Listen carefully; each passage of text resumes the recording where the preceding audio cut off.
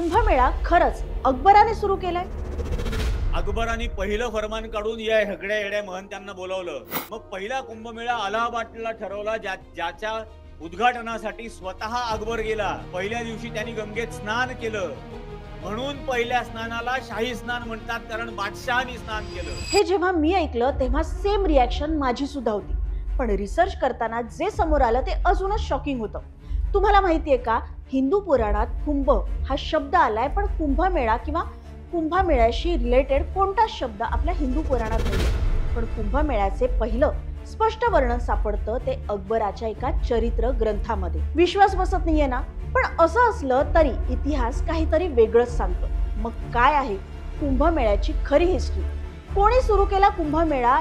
या व्हिडिओमध्ये कुंभमेळ्याबद्दल अनेक शॉकिंग ट्रूथ समोर येणार आहेत, त्यामुळे व्हिडिओ संपूर्ण पहा.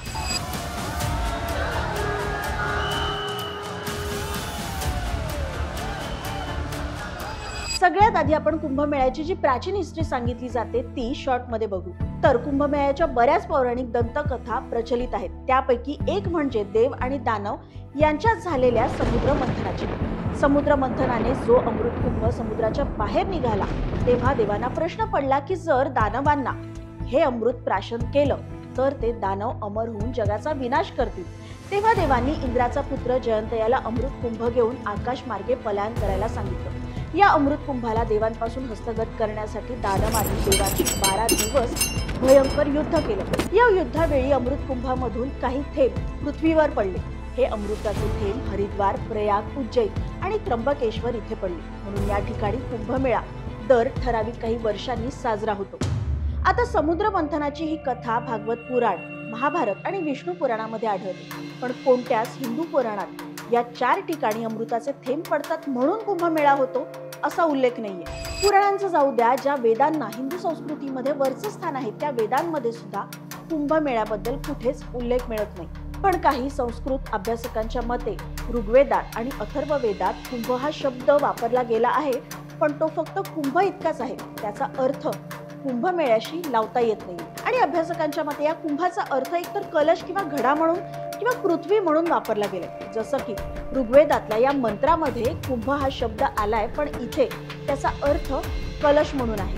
तर अथर्ववेदातल्या या मंत्रात कुंभ या शब्दाचा अर्थ पृथ्वी म्हणून आहे. त्यामुळे पुन्हा प्रश्न पडतो की मग नेमकी कुंभमेळ्याला सुरुवात कधी झाली? तर बऱ्याच हिंदू धर्मग्रंथांमध्ये सनातन धर्माच्या सुरुवातीपासूनच पवित्र नदी किनारी हिंदू स्नान करत असल्याचा उल्लेख मिळतो. आणि यात अनेकदा प्रयागराज, नाशिक, हरिद्वार आणि उज्जैन या तीर्थक्षेत्रांचं महात्म्य सुद्धा सांगितलं गेलंय. जसं की अग्निपुराणाचे हिंदू धर्माच्या 18 पुराणांपैकी एक आहे, त्यात सुद्धा प्रयाग महात्म्य सांगितलं गेलंय. महाभारतात सुद्धा प्रयागराजला आध्यात्मिक स्नानाच्या दृष्टीने पवित्र स्थळ मानलं गेलंय. जसं की भीष्म पितामह यांनी युधिष्ठिराला त्रिवेणी संगमात स्नान करण्याचा सल्ला दिला होता. म्हणजे या ठिकाणांची महती त्या काळापासूनच आहे. त्यानंतर प्रयाग मधल्या पवित्र स्नानाचा उल्लेख मस्जिम निकाय या बौद्ध ग्रंथात सुद्धा आहे. या ग्रंथात गौतम बुद्धांनी प्रयाग मध्ये होणाऱ्या पवित्र स्नानाचा उल्लेख केलाय. त्यांच्या मते प्रयाग मध्ये पवित्र नदीत स्नान केल्याने पाप धुतली जात नाही. याचा अर्थ गौतम बुद्ध यांच्या काळात सुद्धा प्रयाग मध्ये स्नान करण्याची पद्धत होती. त्यानंतर जरा पुढे आलं की इसवी सन 643 मध्ये युएन सांग नावाचा एक चीनी प्रवासी भारतात आला होता. तेव्हा त्याने भारतात जे काही बघितलं, अनुभवलं ते एका पुस्तकात लिहिलं. त्या पुस्तकाचं नाव होतं सियुकी. त्यावेळी भारतात राजा हर्षवर्धनचं राज्य होतं. या पुस्तकात त्याने नद्यांच्या किनारी लागणाऱ्या उत्सवाचं सुद्धा वर्णन केलंय. त्यात त्यांनी लिहिलंय की राजा हर्षवर्धनच्या राज्यात प्रत्येक 5 वर्षांनी प्रयागराजमध्ये मोठा उत्सव व्हायचा आणि या उत्सवात ब्राह्मण, ऋषीमुनी सहभागी व्हायचे. सोबतच बौद्ध धर्मीय सुद्धा असायचे. याचाच अर्थ काय, तर भारतातल्या काही नदी किनाऱ्यांवर आधीपासून असे पवित्र स्नानाचे सोहळे व्हायचे, पण त्याला कुंभमेळा मात्र कोणी म्हणायचं नाही. अलाहाबाद युनिव्हर्सिटी मधले इतिहासाचे प्राध्यापक आणि प्रसिद्ध इतिहासकार हिरंब चतुर्वेदी सांगतात की राजा हर्षवर्धन दर 5 वर्षांनी प्रयागला यायचा आणि सर्व काही दान करून निघून जायचा.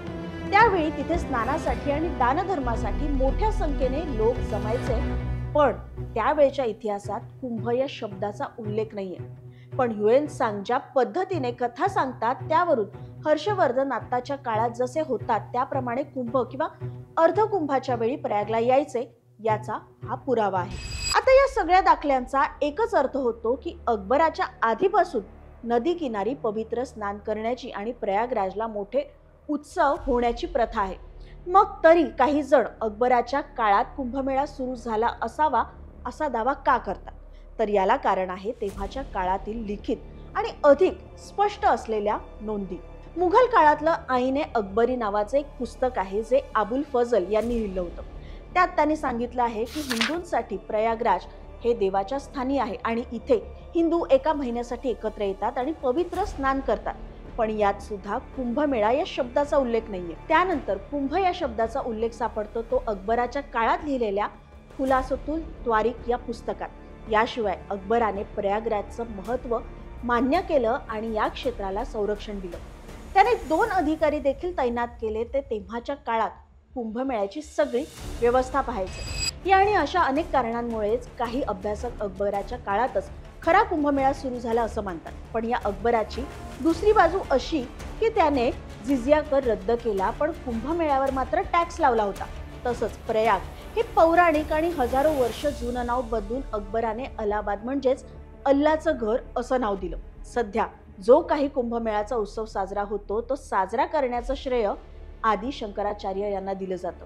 8व्या शतकात त्यांनी हिंदू धर्माच्या उन्नतीसाठी स्नान करण्याच्या प्रथेला एका मोठ्या सोहळ्याचं रूप दिलं आणि त्यांनी आखाडा परंपरा सुरू केली. सर्व साधू स्वामींना भाविकांना कुंभमेळ्याच्या निमित्ताने ठराविक काळासाठी एकत्र आणलं आणि आज आपण पाहतो तो कुंभमेळा हाच. तर आतापर्यंतच्या पुराव्यावरून हे तर सिद्ध होतं की अकबराने कुंभमेळा सुरू केला नाही, कारण अकबराच्या जन्माच्या 800 वर्ष आधीपासूनच हिंदू धर्मीय प्रयागराज आणि अन्य नद्यांच्या संगमावर जमून स्नान करायचे. पुढे त्याला मोठं स्वरूप आदि शंकराचार्यांनी दिलं. राहिला प्रश्न कुंभमेळा या शब्दाचा, तर हा शब्द नेमका कुठून आला त्याबद्दल आज तरी कोणतेही लिखित पुरावे उपलब्ध नाहीयेत.